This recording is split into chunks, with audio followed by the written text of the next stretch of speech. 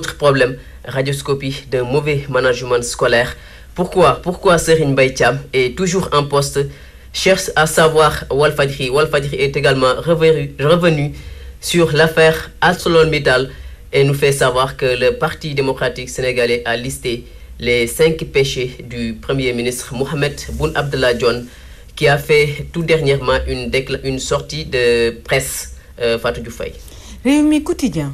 Réumi est encore revenu sur l'affaire ArcelorMittal et soutient que le Parti démocratique sénégalais dément le Premier ministre et dénonce des négociations secrètes, des chiffres erronés, un flou sur l'identité des avocats de l'État, entre autres, rapporte Réumi quotidien. Direct Info.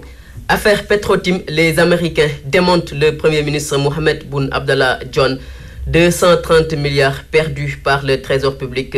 Les juristes du PDS listent les contre-vérités de l'État. Leral Askan Wi donne les raisons du recul de Cosmos Énergie. Ousmane Sonko, leader de parti, dira quant à lui que le Sénégal n'a gagné aucun franc de ses mines et de son pétrole. Le populaire.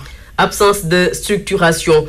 L'APR, c'est l'Alliance pour la République, oui, dans l'informel, 6 ans après. La structuration à la base, le dilemme cornélien de Macky Sall, constate le journal Maël Thiam. Maël Thiam, c'est l'administrateur de l'APR, dira que le parti est structuré avec un format horizontal.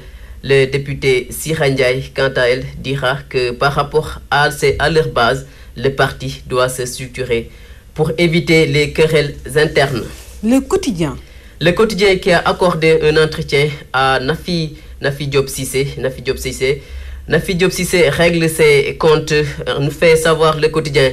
Les gens de la paire font preuve de beaucoup d'ostracisme, dénonce-t-elle. Je me suis senti vexé par Maria Massar, déclare en outre Nafi Diop Cissé dans l'entretien qu'elle a accordé au journal Le Quotidien.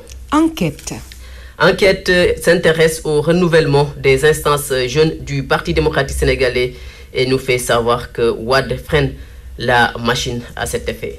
L'Observateur.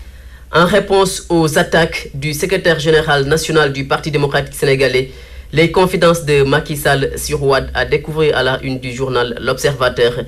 Je ne peux pas me battre contre un vieillard de 90 ans, nous fait savoir le président de la République, rapporté par le canard de l'immeuble Elimandour, Wade et le PDS. Je les connais intimement, ils ne peuvent pas me créer des soucis, avertit le chef de l'État. Il veut abréger mon mandat et revenir au palais. Qu'il revienne, ordonne-t-il, nous lui aménagerons une chambre. Finalement, je vais le laisser à Dansoro pour qu'il lui livre un combat, ironise le président de la République, Macky Sall. Libération. Macky Sall, Khalifa Sall et l'enveloppe des mairies de Dakar. La sale guerre, s'exclame le journal. Malgré les 700 millions de francs CFA décaissés par l'État, les communes bloquent les salaires alors que le gouvernement s'est préparé à leur servir des mises en demeure. 16 communes s'exécutent. Rapporte Libération. La Tribune. Rattachement de la maréchaussée au ministère de l'Intérieur. La colère monte chez les gendarmes, signale la Tribune. Des lobbies s'affrontent, signale ou constate le journal La Tribune. L'As. L'As est revenu sur l'affaire Taïbou Ndiaye et nous fait savoir que le procès a été renvoyé jusqu'au 9 janvier. C'était la foire d'Empoigne, nous fait savoir l'As quotidien. Grand Place. Grand Place est revenu lui aussi sur l'affaire Karim Wade. Karim Wade devant la CREI pour enrichissement illicite. La libération, s'exclame le journal. Sud Quotidien. FMI, programme ISPE du Sénégal, impact d'Ebola sur le PIB, un déficit de 0,300 en 2015, annonce le journal Sud Quotidien. Le Témoin. Le témoin donc d'un arraisonnement de 4 bateaux, au niveau des côtes bissau-guinéennes. La marine nationale, sentinelle des côtes bissau-guinéennes, nous fait savoir le Témoin. La Banque mondiale à cet effet a décidé d'octroyer 10 milliards de nos francs au Sénégal pour surveiller les côtes bissau-guinéennes en proie à un pillage récurrent des bateaux au pavillon douteux, écrit le Témoin. Wasport, une fin d'année différente du pass Gros cadeau pour Papis. Diafara Demba constate le journal. Le journal s'intéresse également à la CAN 2015 et à ses préparations.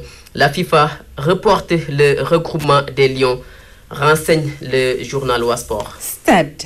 Ronaldo régale, Messi réplique, la folle course au record, s'exclame Stade Quotidien. Bouclons par Sunulamb. Sunulamb qui est revenu sur les 3 combats les plus longs de l'histoire. Tyson crie, Papa Sow, Lac 2 et Modlo Emerson. Voilà donc selon Sunulamb les 3 combats les plus longs de l'histoire de la lutte sénégalaise. Patou, c'est fini pour la revue des titres. Le développement, ce sera Inch'Allah à 13h. Un grand merci à vous également, Gorgui Sambagnaï. C'est ainsi prend fin cette édition. Un grand merci du côté technique à El Hadj Ndiaye. Un grand merci également à Abinour.